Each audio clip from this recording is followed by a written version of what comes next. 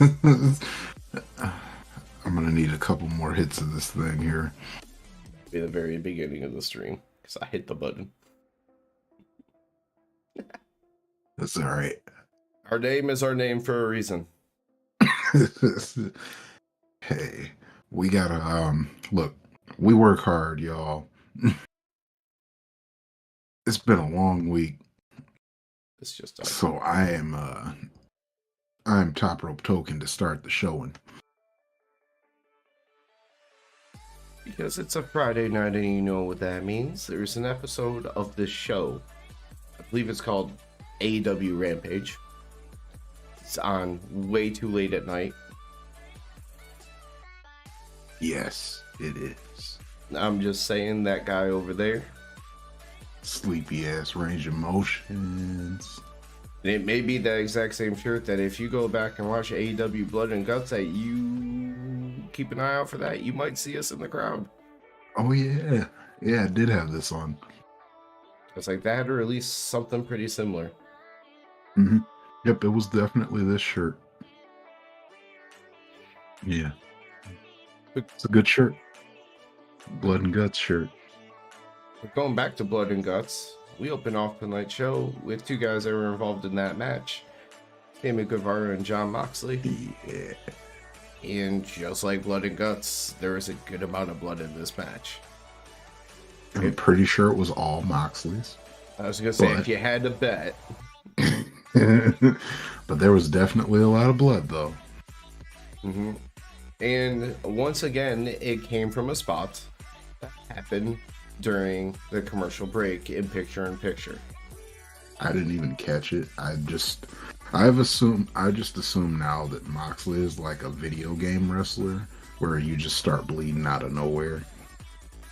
What is it? You know, like in the old school games when they just like start bleeding and they fall over. What was it? Is it O negative blood that's the rarest thing on Earth? I don't. One of the O's, but it's one of the O's. If you wanted to be like just a shitty human being and possibly a big heel, oh, it is. I think it's O positive. Then bleed as much as Mox does. Find out he has the rarest blood type, and be like, dude, you could have donated and saved so many lives. O positive is the most common. But yeah, that's because that's the one I have. O negative is the one. That's the rare one, which is probably good because that's the one that is like the most selfish blood type that can't get anything from anyone else, can't give to anyone else. I thought that was the universal one. O positive is the universal one. So that's the most common blood type. O negative is the most, or the least popular one. So it is type O negative is the universal donor. It's because what it's negative for is what makes it that it can go to everybody. If it was positive, then it has to match with. It can only match with positive people. But I already have the graphic up for hardest hit of the night because very early on in this match, Sammy hits a senton from the top rope to the outside, Mox through a table. It's pretty tight. But I actually forgot to even say what happened during that picture-in-picture break. Basically, Sammy ripped and teared and bit at Moxley's ear until his earring came out, and he just bled a lot down one side of his head and all over his shoulder. Yeah, Moxley was bleeding, doing the Moxley. But this didn't look like normal Moxley bleeding. You mean he didn't cut his forehead? Yeah, it wasn't a forehead cut. That was the difference. Sammy actually hit his own Death Rider in this match, but not often, if ever, do you ever see hitting somebody else's own move actually finish the match. Yeah, I mean, well, he went for a senton right after. Right. And it still didn't finish the match. Yeah. Say the Mox's counter to the Spanish Fly there, that was real. It was like kind of awkward, but like I liked it at the same time because it looked like a real struggle, and instead of just a fluid fly off and flip you over into a choke. Mm-hmm. Yeah. Because Stamey essentially hit the Spanish Fly, but like out of the bounce or something. Like, Yeah. he ends up being able to get on top of him. Yeah. Yeah. Yeah. Like it wasn't smooth, but it looked good though. Sammy is passing out, and Mox gets on the mic and he calls out Hangman. You know, basically recapping Wednesday night, saying, "Hey, you know where to find me. Where you at?" And once again, a pull apart brawl. So the biggest thing that I got out of this, I think we're done with BCCJAS. Mm-hmm. Knock on wood. I think we're done. Because you have something lined You up guys, for both Danielson and Mox. we are at the end. uh, Now the other Okay. two are wide open. Right. I have no idea for either of them coming up. But at least we know half of the BCC where they're going next. And it's not JAS, so that's at least a start. That's all I needed to know. Not BCCJAS. So, Because we've done every combination in every possible way out of those groups, and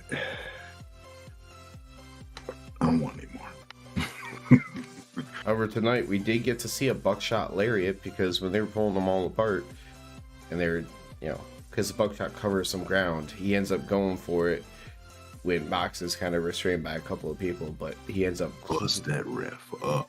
mess up, the guard. And it didn't take much from that point on to kind of get Mox away and into the crowd and separate him. Leaving out the same way he came in. Same actual here, his same normal direction.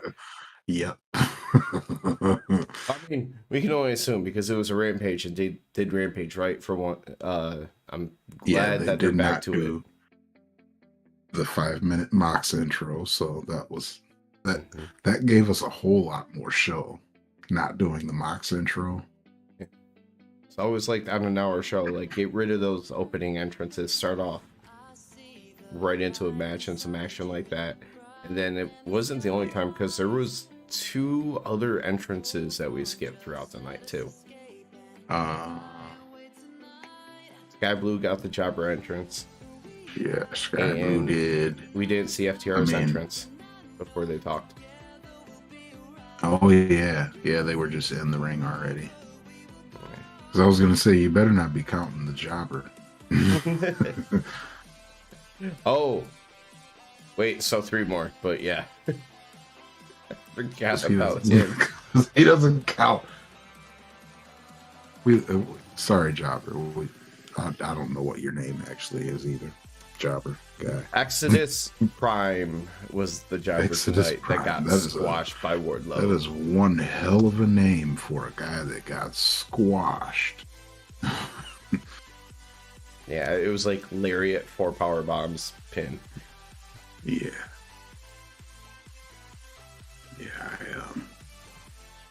My eyes were getting a little heavy during the power bombs here. Hey, look at that. We talked about not even needing to talk about it, and we're done with talking about the Wardlow match in 30 seconds. Wardlow. He called out Joe after the match. And Joe pops up in the back with his Hawaiian shirt and his, 2 belts on. He's the king of television, man. He's the king of television. I don't know why he has to wear a Hawaiian shirt to be a king of television. Or has Joe always worn Hawaiian shirts? I don't know. Yeah. Yeah. So yeah, that's kind of a thing for him. I probably, but anyways, he's the king of television, and I they got mean, a match December 28th. not that we see him with shirts on a ton, but Yeah, I mean, just in general over years, I can recall some. I mean, he's from California. He's Samoan. He just kind of yeah, it slides makes right in. sense. Yeah. But yeah, he's the king of TV, and he's gonna let Wardlow win his belt back because although I kind of like having the two belts, Joe, I I'm almost 100% certain that they're going to give Wardlow that belt back. That current Ring of Honor lineup of champions is pretty good, though. Like, to try to start it off and give it that reboot. Claudio, Joe, Wheeler, Briscoes, Embassy, whatever, and Athena. Yeah. So yeah, that's why they're going to give Wardlow the TNT belt back. And then Joe can go be Ring of Honor. Carry that banner. The king of whatever TV that's going to be. So just because it's going to take all three of these parts to make a decent video out of it. First thing of the night for the women was a little video package. Just Freya saying she's paying attention to the doll match coming up because she's coming for it. Then it's just, after that, it's just a little bit of a hype video for the tag team match January 11th.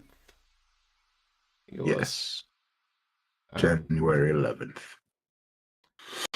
And, you know, since Saraya is going to wrestle, she could just, like, hook us up with those tickets that Britt had. Like, Saraya, if you're watching this, if you're one of our, like, 100 viewers, you can send us those tickets and we'll go to the show.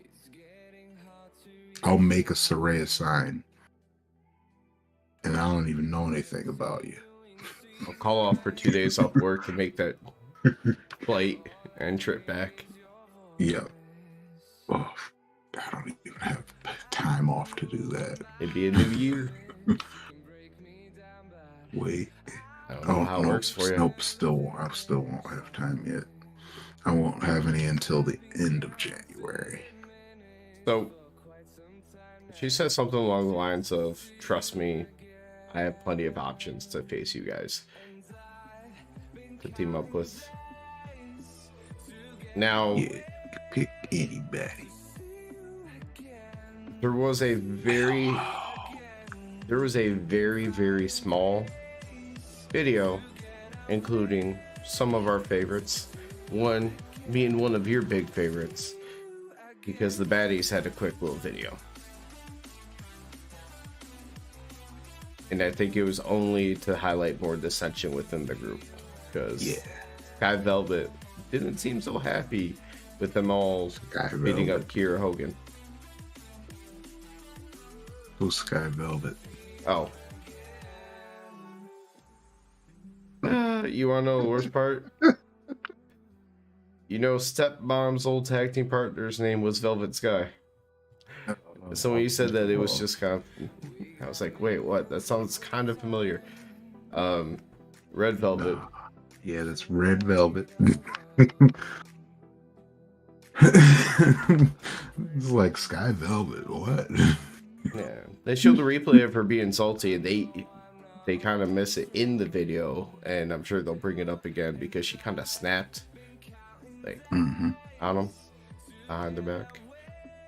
So yeah, the Red Velvet's gonna leave the baddies too. So it's gonna end up sometime down the line being Kira and Red Velvet versus Jade and Layla Gray. Yeah.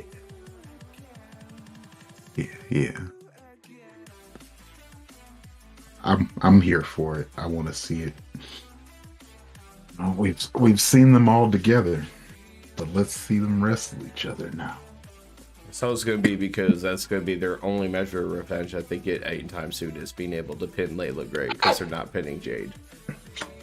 No. Wait, Jade. Would they count it differently? Is that how they can maybe give her her first loss, but say she's still undefeated in singles competition?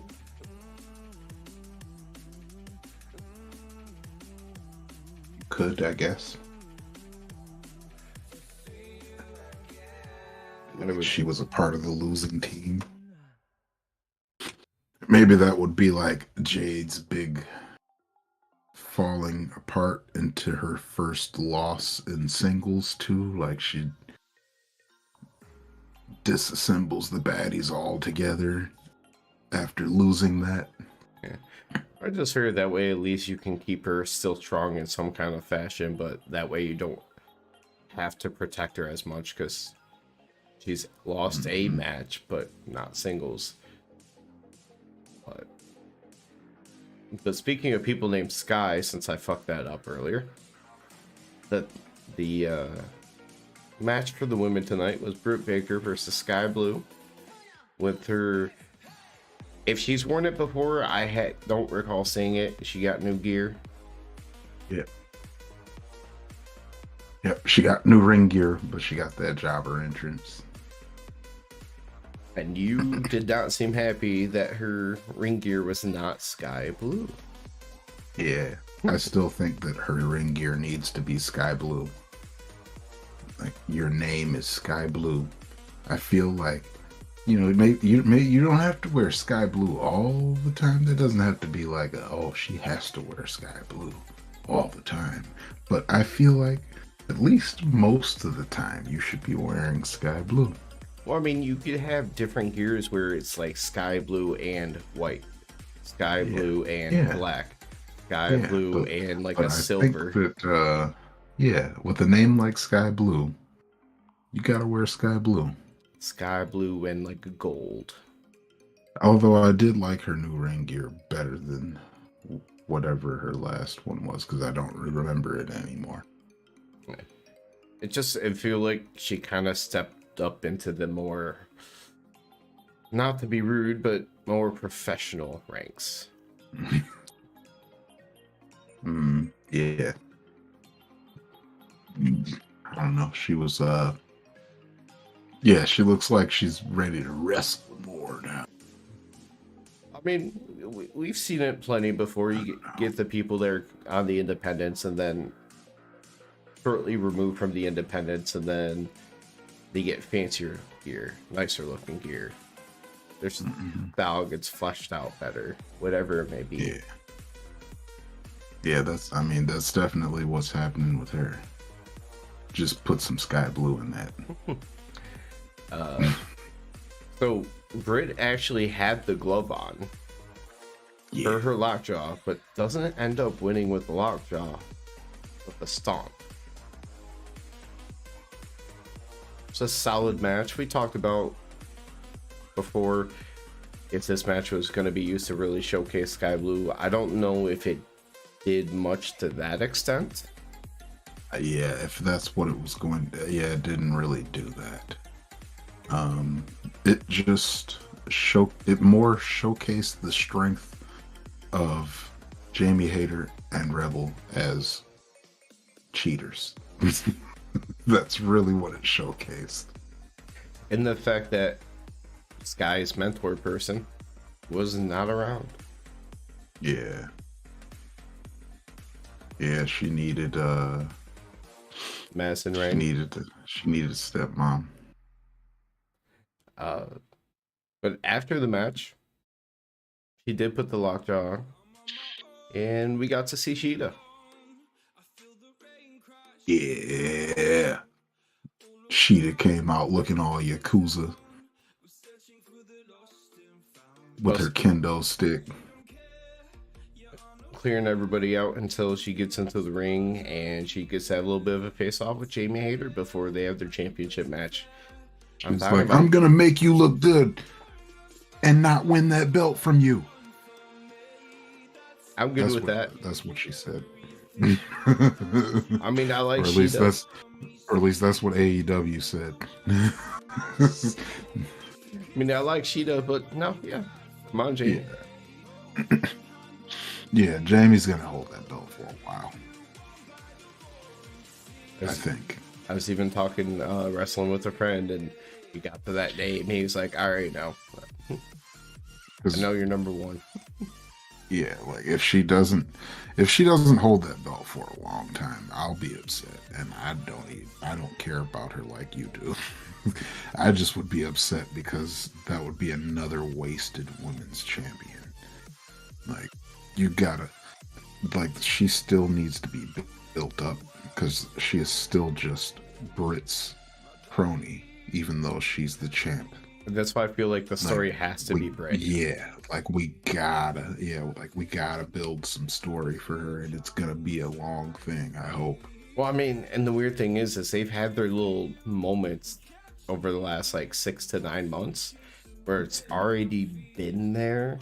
So it's like, yeah. I don't know, are they gonna continue with that? What's gonna happen? I feel like that has to be the story in the end. Yeah.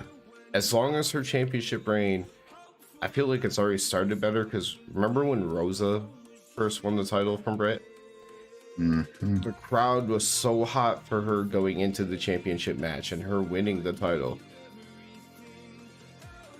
But once she became champion, it was like flatline.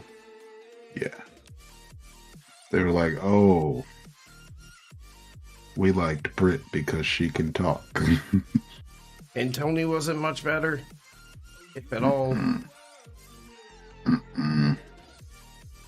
So as long as they can do stuff to keep it interesting for Jamie and hopefully keep the crowd reactions going, it's all good. Yeah, the split with her and Britt Baker, I think, will help. But yeah, that and just any kind of major storyline for her.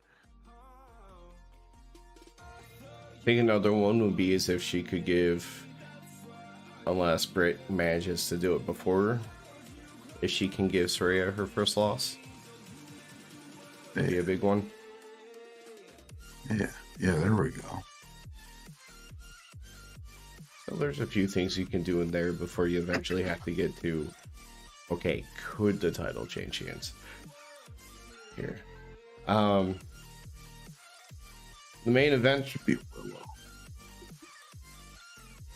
The timing of that as I say main event. Willow. It's so on point with branding. Completely biased over here.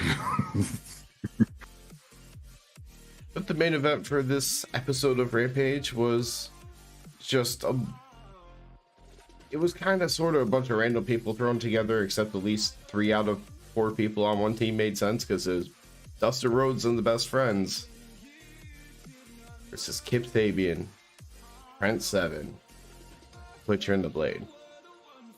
Do we have any explanation as to why Butcher and the Blade are with this group on TV outside of the fact that their wives are friends? That was the only correlation that commentary could even come up with. They were like, oh yeah, the Butcher and the Blade are involved because Penelope Ford and the Bunny are friends. So I remember, and I was like, that's the best you guys got. Just, hey, we're friends with his wife, so why not? Because I remember her going to the back to get them that one time. Yeah.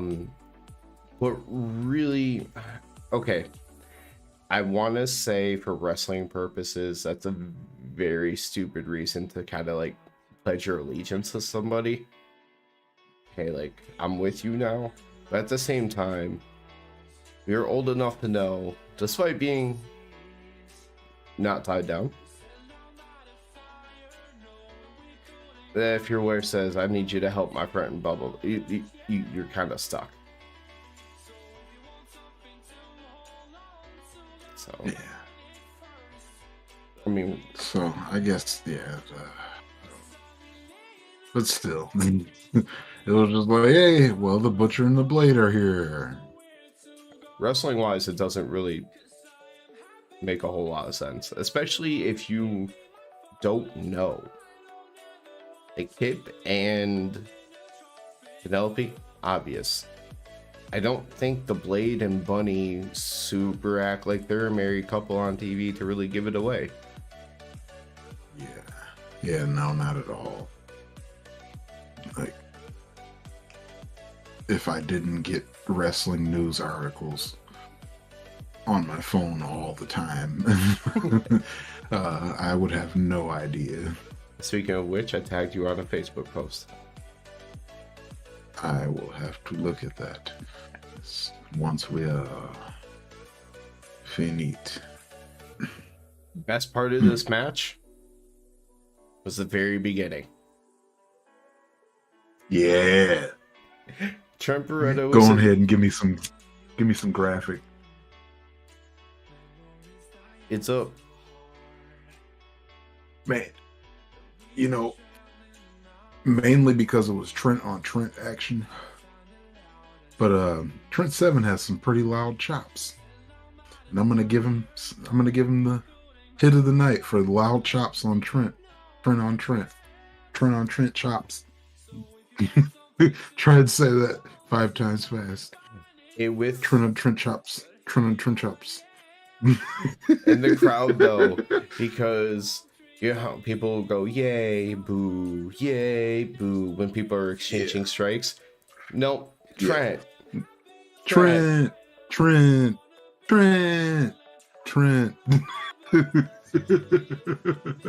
Oh, that was great. But I gotta love fans being creative.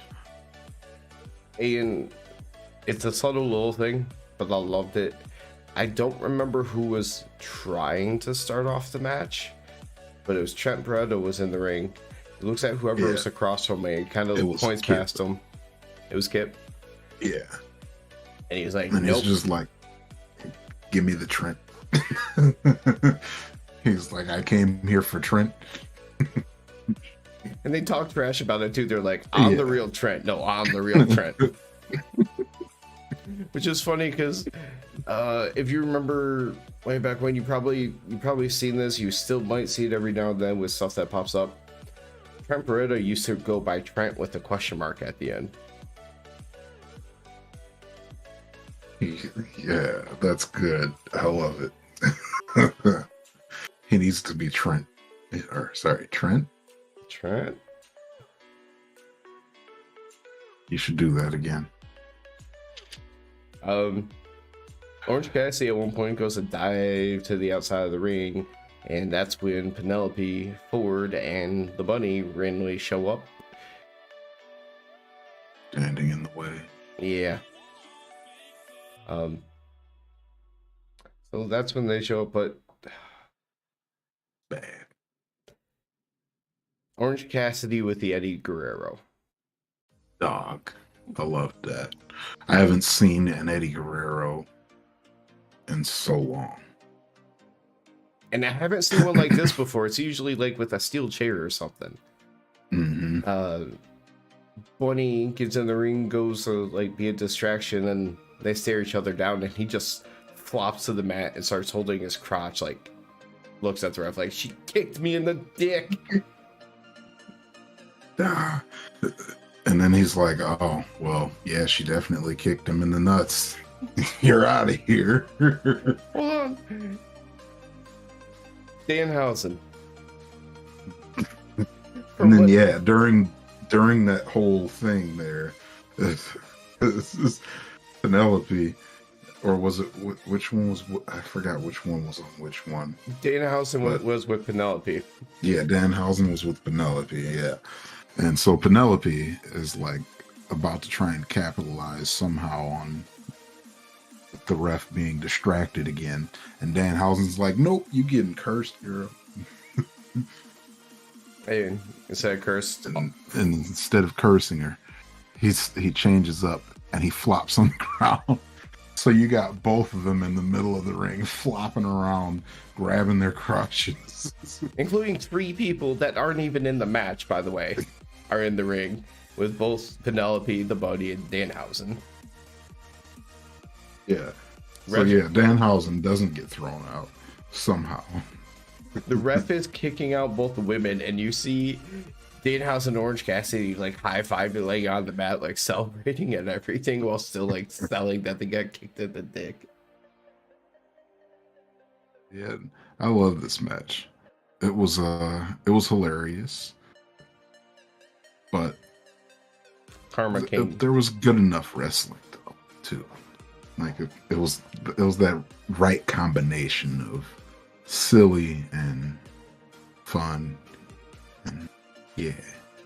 And if you are not a fan of Danhausen, don't worry. Karma came his way. He wanted to, he looked at the ref like, let me do like the toss them out, throw them out sign. And he got turned around by kick. He was, he got Danhausen dick punched. Mm. And you know what he did? He hit that man in the penis. And he did it in the most like comic-y, cartoonish type, anime type way. Like he stood there in like a big old pose and was like, it was very Johnny Cage-esque. Except for no splits. Yeah. But a little bit later, don't know exactly how they got to this point, but Kip was sitting in the corner.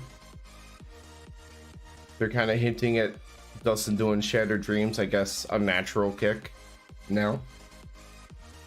A natural kick now. Okay. Orange Cassidy does his little like slow kicks or whatever, kind of taunting, and as he's like walking away, he has the ref's attention, and Dustin slides right behind the ref. Kicks a turnbuckle pad right into the dude's anus and balls.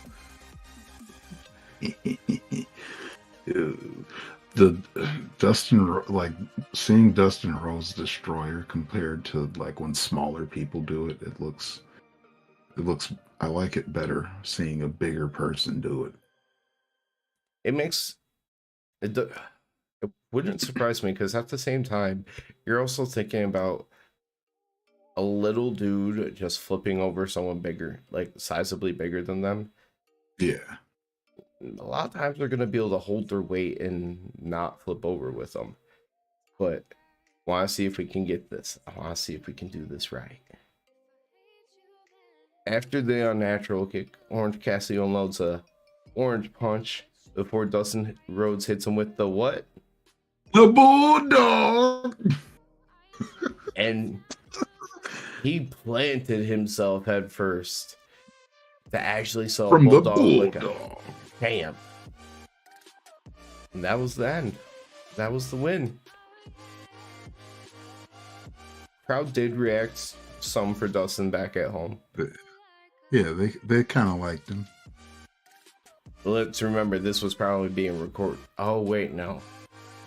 It's in Texas. So it wasn't nearly as late as it was for us. Because Dynamite's still recorded at 8 Eastern. So that's 6 Eastern. So this is actually happening maybe at like 9. No. 8. It's 9:30ish maybe. Say, yeah. You lucky bastards not living East Coast or Eastern time zone. I want some of the benefits of watching stuff that's late on TV and it only being 6 or 7 p.m. Yeah. Or I want to not have to work, so I can take naps and be able to do these things with more energy.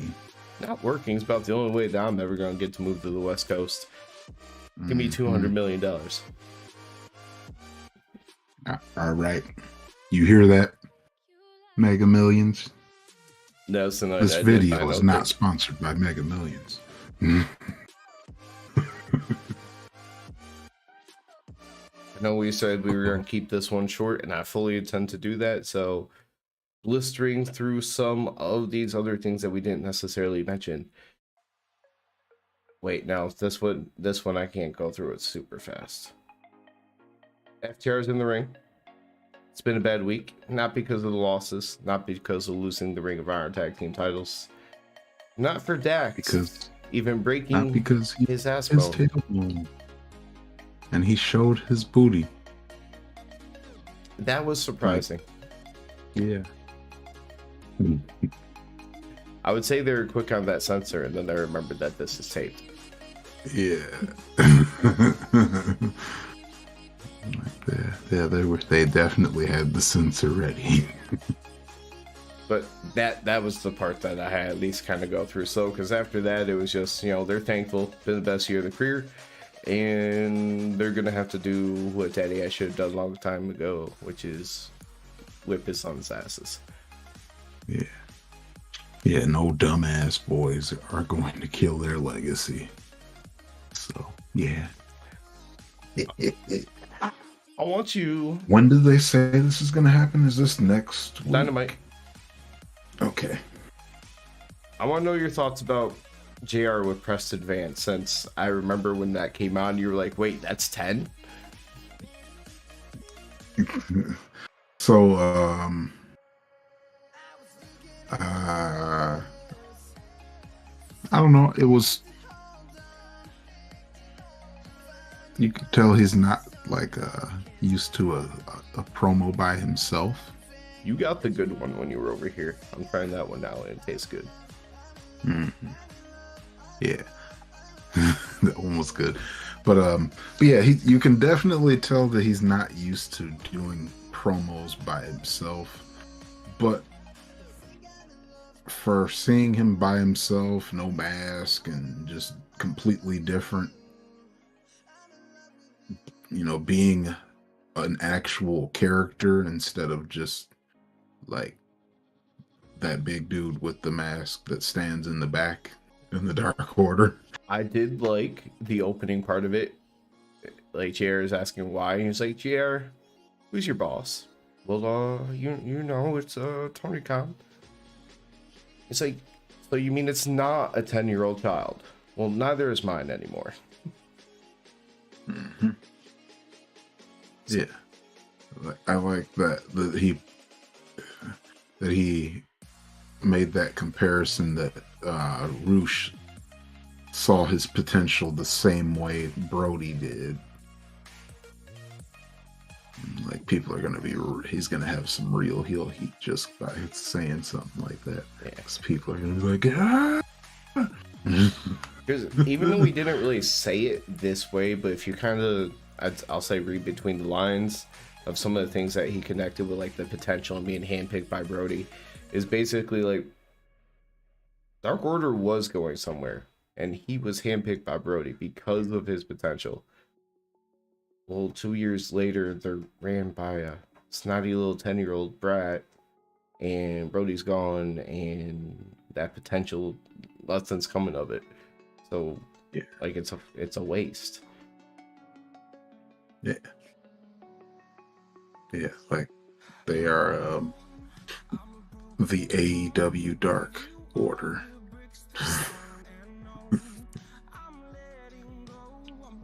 Hey man, honestly, it's 11:58, and we have literally hit every single segment on the show. Have we? For real? Yeah, I just scrolled through it. I'm like, there's not a. Yeah, we did. Match. That was nice. Soraya video, FTR in the ring, Jade video, women's match, JR and Preston, Wardlow versus Exit Prime. We spent just as much time on that as the match actually went. And then the main event. I'm glad after 2 appearances you're enjoying Trent Seven, because I do know when a person's coming from somewhere else and you haven't been watching somewhere else, you've been quick to be like, you gotta give me something. So I'm glad that at least 2 matches in, you're finding things like to like about Trent Seven, because he has been really good at times.